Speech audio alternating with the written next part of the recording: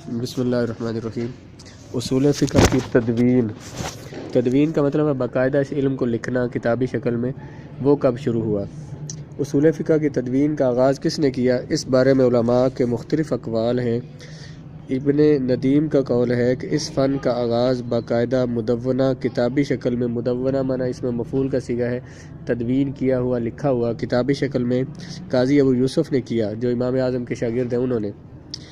جبکہ بعض دیگر احناف کا یہ قول ہے، حنفیوں کا یہ قول ہے کہ اس فن میں سب سے پہلے امام اعظم ابو حنیفہ نے کتاب تحریر کی جس کا نام کتاب الرائے رکھا، اور پھر صاحبین نے یعنی امام اعظم، امام ابو یوسف اور امام محمد نے اس عمل کو آگے بڑھایا، انہوں نے اس پہ لکھا۔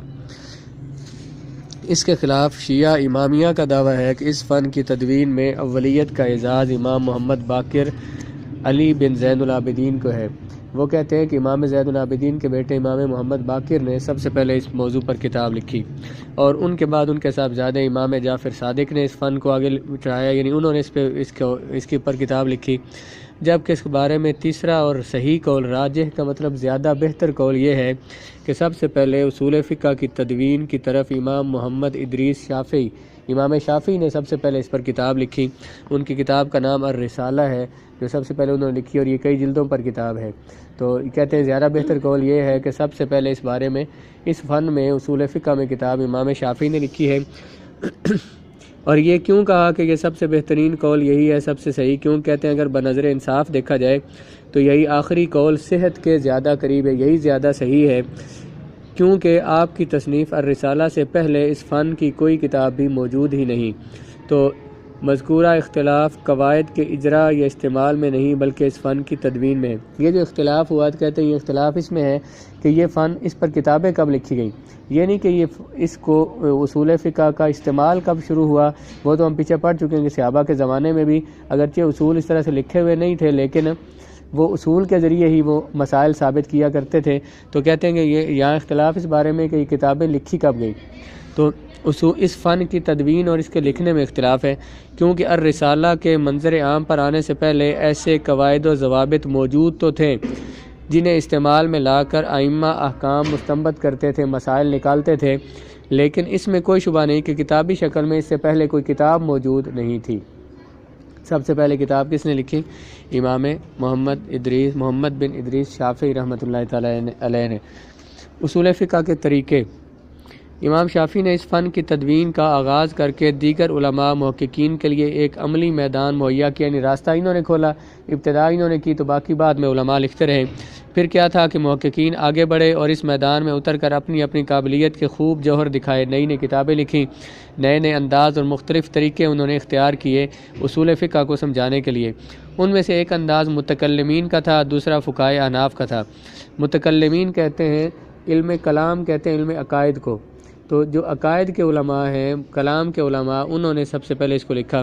متکلمین کا طریقہ جو تھا وہ علماء کلام کی طرح تھا، عقائد کے علماء کی طرح تھا۔ وہ تمام تر قواعد و ضوابط کو عقل اور دلیل سے ثابت کرنے کی کوشش کرتے ہیں، سارے قاعدوں کو عقل کے ذریعے اور دلیل کے ذریعے ثابت کرتے ہیں۔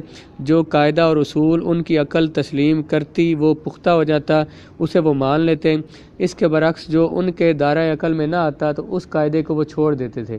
جو قاعدہ ان کی عقل اور دلیل کے تحت آتا اس قاعدے کو وہ لکھ لیتے، اور جو قاعدہ ان کی عقل میں نہ آتا تو اس کو چھوڑ دیتے۔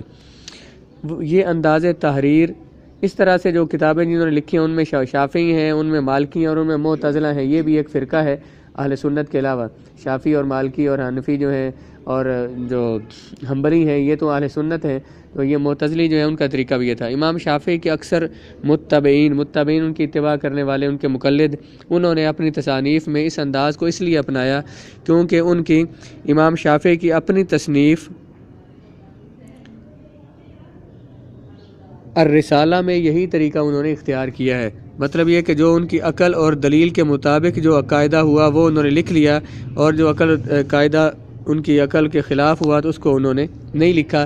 تو ان کے بعد آنے والوں نے بھی یہی طریقہ اختیار کیا۔ ان کا بنیادی ضابطہ اور قانون یہ تھا کہ وہ پہلے کوئی اصول مقرر کرتے، پھر انہیں فروعات میں جاری کرتے۔ پہلے قانون لیتے پھر اس کو مسائل پہ جاری کرتے۔ جیسے مثلا لیکن ایک قانون ہے، ہم کہتے ہیں کہ جی فقہ کا مثلا یہ نحو کا قانون ہے کہ ہر فاعل مرفوع ہوتا ہے، یہ قاعدہ ہے۔ پھر جہاں جہاں فاعل آتا ہے تو ہم کہتے ہیں دیکھیں یہاں یہ فاعل ہے، یہ مرفوع ہے، تو وہ قاعدہ وہاں پہ لگاتے جاتے ہیں۔ ان کا طریقہ یہ تھا، پہلے قاعدہ بناتے اور قاعدے کو پھر اس فروعات پر یعنی آگے مثالوں پر جہاں جہاں مثالیں اس کی آتی تو وہاں اس قاعدے کو لگاتے جاتے ہیں۔ اصل کہتے ہیں جڑ کو، فرع کہتے ہیں شاخ کو، تو یہاں پہ اصل جب بولی جاتی ہے اس کا معنی ہوتا ہے قاعدہ، اور فرع جب بولی جاتی ہے اس سے جتنے مسائل نکلتے ہیں، مثلا یہ جو فقہ کے جتنے مسائل ہیں ان سب کو کہتے ہیں فرعی مسائل، اور یہ جو عقائد ہیں ان کو اصول کہتے ہیں، جو اصول فقہ اس کو اصول کہتے ہیں، اور فقہ کے تمام مسائل کو فروعات کہتے ہیں، کیونکہ یہ مسائل ان اصولوں کے ذریعے لیے ہیں تو وہ اصول ہو گئے اصل، اور یہ کیا ہو گئے؟ فرع ہو گئے۔ تو پہلے وہ ایک اصول مقرر کرتے، پھر انہیں فروعات میں جاری کرتے۔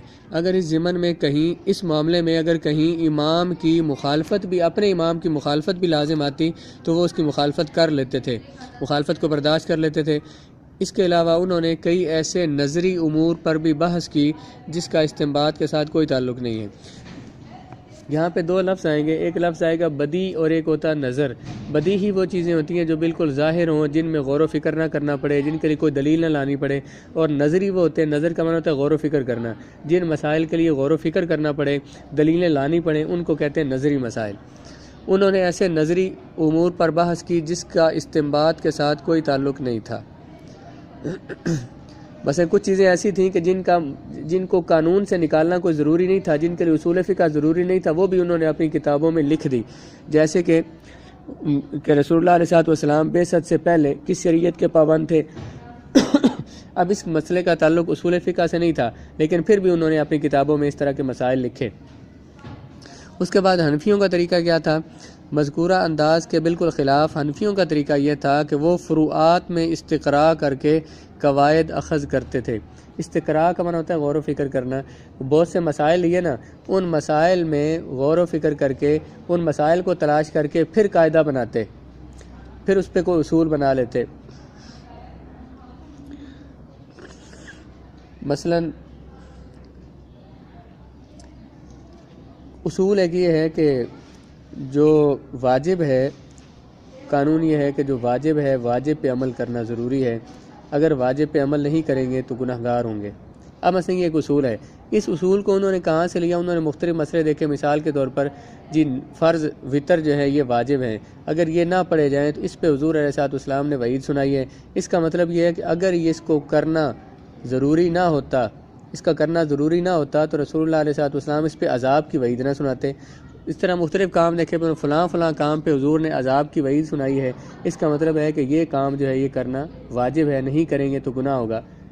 تو انہوں نے فروعات کو، مسائل کو دیکھ کر انہوں نے قانون بنایا۔ پہلے انہوں نے کیا کیا؟ انہوں نے اصول بنائے اور اصولوں کو فروعات پر لگایا۔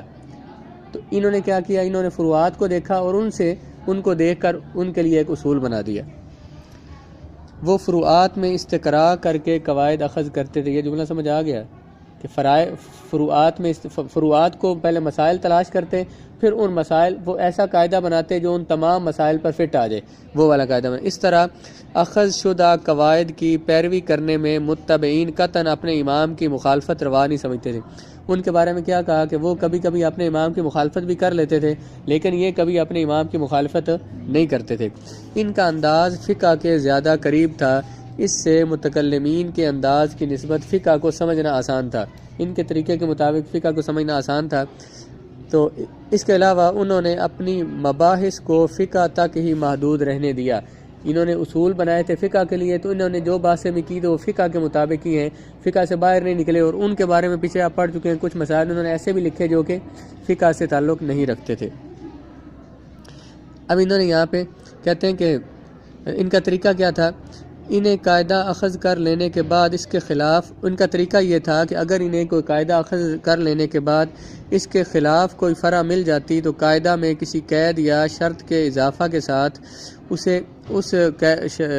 فرع کو بھی اس کے تحت لے آتے اور قاعدہ کو کلیتاً ختم نہیں کرتے تھے۔ یہ جملہ بعد میں سمجھاتا ہوں، پہلے مثال اگلی سمجھ لیں پھر یہ بات سمجھ آئے گی۔ کہتے ہیں ان کا ایک قاعدہ ہے کہ ان المشترک لا یعم، جو مشترک ہوتا ہے، لفظ مشترک جو ہوتا ہے وہ عام کا معنی نہیں دیتا۔ مشترک لفظ جو ہوتا ہے یہ عام نہیں ہوتا، بلکہ ایک وقت میں اس کا اطلاق ایک ہی معنی پر ہوتا ہے۔ اس کی مثال دے رہے ہیں جیسے لفظ قرؤن قرآن میں آیا کہ والمطلقات یتربصن بانفسہن ثلاثۃ قروء، وہ عورتیں جن کو طلاق ہو جائے تو وہ 3 قرء تک رکی رہیں گی۔ اب یہ جو لفظ قرؤن ہے اس کے 2 معنی ہیں، اس کا معنی حیض بھی ہے، اس کا معنی طہر بھی ہے۔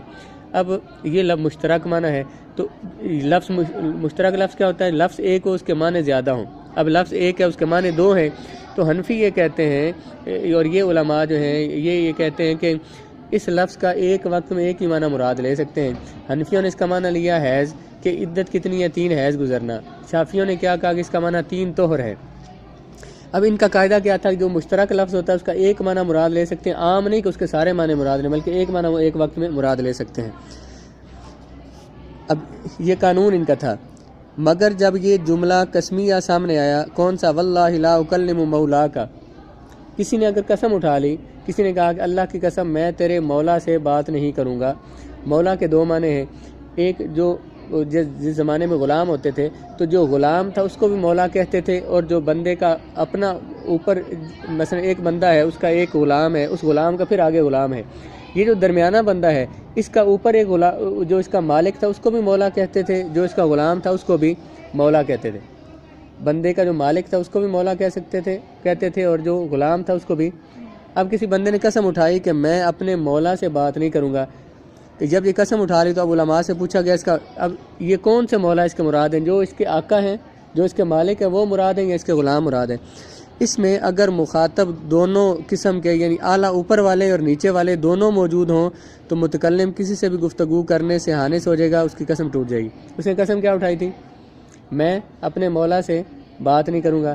اب کہتے ہیں یہ مسئلہ جب آ گیا اب اس مولا کے 2 معنی ہیں تو لفظ مشترک ہو گیا، اس کے 2 معنی ہو گئے، تو اب قانون پیچھے کیا پڑا تھا بھلا کہ 2 معنی اس کے مراد نہیں ہو سکتے۔ اب کہتے ہیں انہوں نے یہ کہا ہے کہ اگر اس نے اس کا مسئلہ اس کا حل کیا بتایا علماء نے، انہوں نے کہا کہ اگر یہ اپنے مالک سے بات کرے گا پھر بھی اس کی قسم ٹوٹ جائے گی، اپنے غلام سے بات کرے گا پھر بھی اس کی قسم ٹوٹ جائے گی۔ اس کا مطلب ہے کہ یہاں تو دونوں معنی مراد لے لیے اس کے، یہاں مشترک کا عام معنی مراد لے لیا، دونوں معنی کہ وہ آقا بھی مراد ہو گیا اور اس کا غلام بھی مراد ہو گیا۔ کہتے ہیں کہ پہلے ایک انہوں نے قانون دیا تھا کہ مشترک عام نہیں ہوتا، اس کا ایک معنی مراد لیتے ہیں۔ جب یہ مسئلہ آیا ان کے پاس، اس مسئلے میں وہ دونوں مراد لے رہے تھے، اب انہوں نے کیا کہا کہ اس قانون کے ساتھ ایک اور بات آگے بڑھا دی۔ اس قانون کو مکمل ختم نہیں کیا کہ جو ہم نے قانون بنایا تھا وہ ختم ہو گیا ہے۔ کہتے ہیں اس قانون کے ساتھ انہوں نے ایک شرط اور لگا دی، کون سی؟ وہ نیچے لکھا ہوا ہے، ان المشترک لا یعم، مشترک عام تو نہیں ہوتا، الا اذا کان بعد النفی، اگر یہ نفی کے بعد آ جائے تو عام ہو جاتا ہے۔ اس جملے میں کیا تھا؟ واللہ، یہ جملہ عربی میں لکھا ہے لا اکلم مولا کا، لا نفی آ گیا نا۔ انہوں نے کیا کہا کہ مشترک ویسے تو عام نہیں ہوتا لیکن جب اس میں لا آ جائے، نفی آ جائے تو اب یہ عام ہو جاتا ہے۔ اب اس جملے کو پڑھیں جو پیچھے میں نے کہا تھا کہ آپ کو بتاؤں گا۔ ان کا طریقہ یہ تھا کہ اگر انہیں قاعدہ اخذ کر لینے کے بعد، قاعدہ بنا لینے کے بعد اس کے خلاف کوئی مسئلہ، کوئی فرع مل جاتی، کوئی مسئلہ مل جاتا تو قاعدہ میں کسی قید یا شرط کا اضافہ کر دیتے، اس قاعدے کو ختم نہ کرتے تھے بلکہ اس کے ساتھ کوئی اور شرط کا اضافہ کر دیا کرتے تھے۔ یہ بات آپ سمجھ آ گئی؟ انہوں نے قاعدہ بنایا